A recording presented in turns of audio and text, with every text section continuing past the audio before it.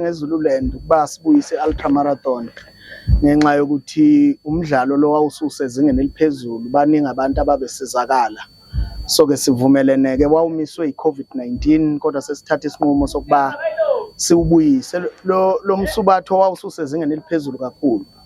Wawusugunyaza futhi ukuba uma uqualifye kuwo wawusukwazi ukungenela iComrade Marathon. So ke lelo thuba sabona ukuthi libalimazile kakhulu abantu ba-local ngoba bese bengenayo into eyenza ukuthi baqualifye iComrade Marathon. Oqhamayo la ukuthi vele ama-ultramarathon mamili abhekwa abantu abaya kwi-Comrade Marathon ne-Two Oceans bese kube lo mjaho ongenza kuba basubathi bahlukane kabili, khona baya kwi-Two Oceans khona ngapha. Nibhekeni kulabo abazogijima lo mjaho ekutheni bakwenze kube ngcono kwi-Comrade? Sibheke lukhulu, siyazi ukuthi kade kumile kodwa sithatha ngokuthi sizoqala manje sibone unyawo ukuthi sinyathela kanjani. Kodwa siqinisa kakhulu ngonyaka ozayo uyokusuka elinye kakhulu izinga ngoba sithathe nje lesi sinqumo sisithathiswa ukuthi isimo sesikhathi sivuma lokho noma ngabe imiklomela izukufika la besifuna ifike khona. Kodwa kakhulu abasubathi bethu la bashoda ngeinsiza uma betrainer. Sizama nakhona ukubelekelela ukuthi bathola amandla ukuthi batraine ngoba nakho ukutrainer kuyabiza, kudingeka ube nenkece. Ngakho ke sizame ukusupporta lokho noma imbili kodwa sizohamba sihlele uma sihlangana neKZN Athletics ukuba izinto zethu zingashayisani, zihambisane kahle ngesikhathi ngoba sifuna noma ngabe umgijimi ukuphi kodwa athande ukugijima kulo mgijima asuke ewuthanda, angaphoqwa isimo sokuthi kusuke kwanezimo zokuqondana noma nani. Ngakho ke kuningi sisazokulungisa along the way. Into ejahoza kwethu bengizobe ibuza la imiklomelo evamise ukucontisa amathe, ungakwazi ukuba sethumela lokuphumela walo ukuthi oyodla umhlanganiso uyohamba nani?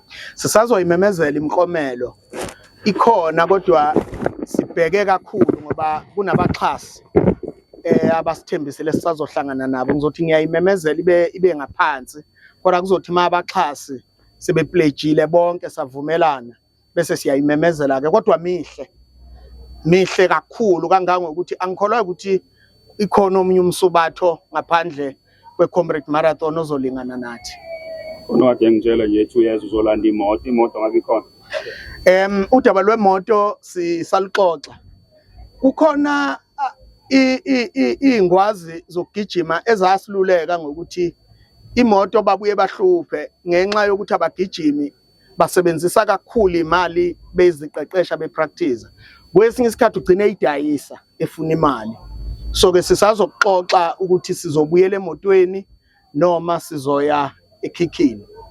Kunenselelo nesisponsor KZN Athletics Steve Mkase ngeathletics itrack yalenkundla lapha eNzansi, imiklomelo ikhishwa ngesikhathi nokunakekela nje athletics ngoba kuyaziwa ukuthi abasubathi abathatha entweni.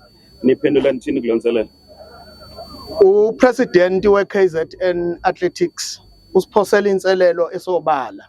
Sesiliqalile uhlelo. Istadium lesi Prince Mangosuthu Regional Stadium singaphansi komkhandlu waSondini. Asikho ngaphansi kwedistrict.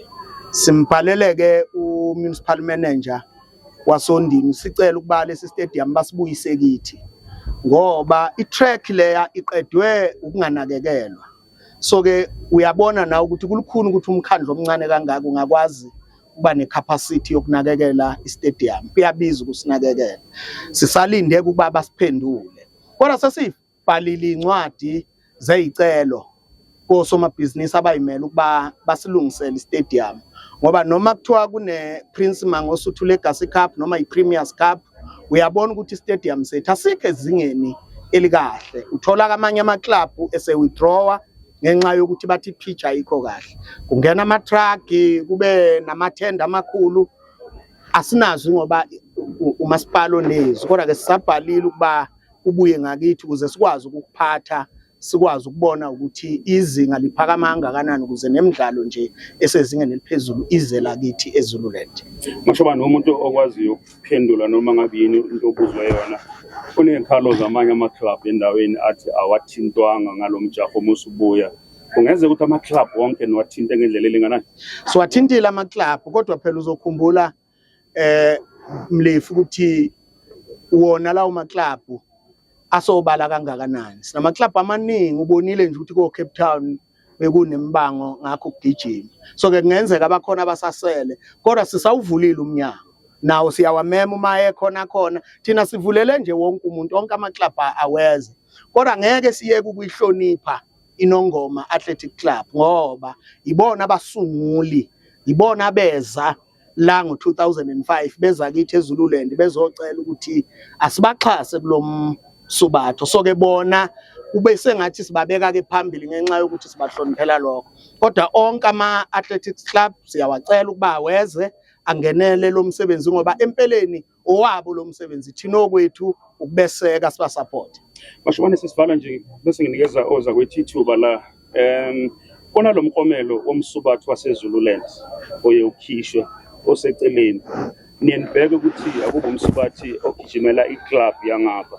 Kunabasubathi asebethuthukile abangama-elite runners abagijima emadolobheni oGoli nakoThekwini abarepresenta iZululand abathi uma uthi akube umgijimo la kodwa ngwaseZululand ngisala ngaphandle. Uma sengikurepresenta kwi-comrades uzongiclaima uthi ngwaseZululand kodwa awunikezanga umkomelo waseZululand kwi-marathon yakho. Ngaphela uthini lapho?